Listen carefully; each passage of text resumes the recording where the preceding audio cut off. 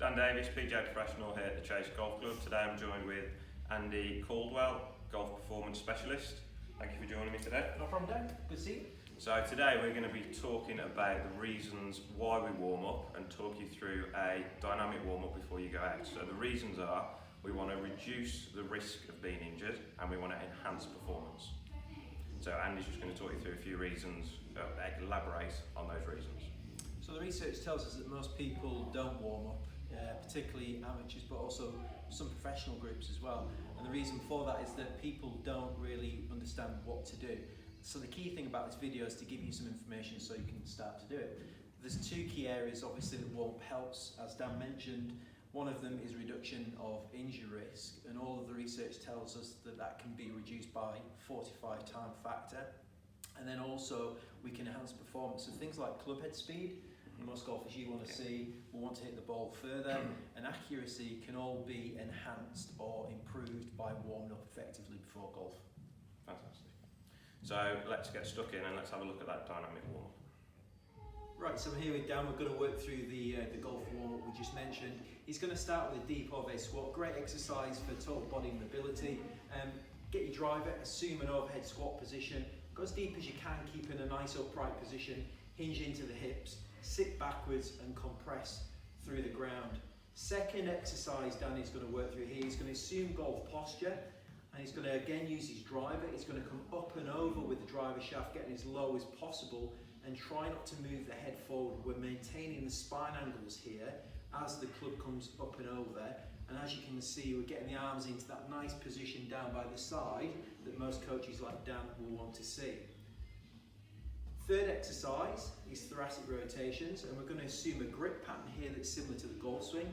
So Dan's going to take the club back as far as he can and then through, and he's gradually going to work up the arc or the range of motion the more flexible he becomes through the warm-up. And we can also introduce a component of speed here as well. So this would be a backswing style grip, and if Dan flips it around the opposite way, we can go to a follow-through style grip. Again, just to mimic the golf swing as much as possible. Next exercise is into hip dissociation. So if Dan places the golf club across his chest, assumes golf posture, we're going to keep the thoracic spine here still, no movement of the club, and we're going to rotate through the hips, keeping good pressure through the ground, and try not to emphasize too much hip and knee movement. We're turning through the pelvis and hips, keeping compression. The second part of this is to keep the pelvis still and then move the top half or the trunk or the thoracic spine into rotation. Excellent. Next exercise, we're going to take down into a half kneel position. You can hover off the ground if you don't want to mark your trousers with this one. But basically Dan's going to stretch his trail side hip, keeping good upright posture and taking the knee over the top of the foot and then back. 10 to 20 on each side would be sufficient with regard to that, and this really opens up the ankle, and that's a real component factor in what we see often towards early extension and prevention of that. Lovely, good work Dan. On each side of course, just to make sure that we've got nice symmetrical flexibility. One more, good work there.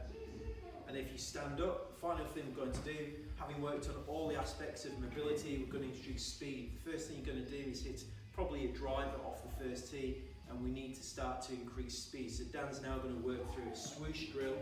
Again, working the speed gradually from slower speeds to medium speed, and then through into full or high speed as hard as we can hit through. And we're going to do that on both sides. So Dan's now going to do the same process, swinging as a lefty, even though he's a right-handed player, vice versa for a left-handed player. Working the speed through and finishing with fast speed. Good, great work Dan. Excellent, so that gives you a really easy, concise warm-up. 5 key mobility exercises, 1 speed drill.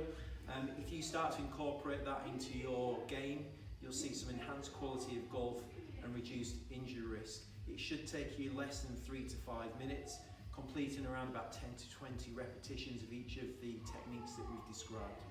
Fantastic. Thank you very much, Andy. No problem, Dan. My pleasure. Thank you.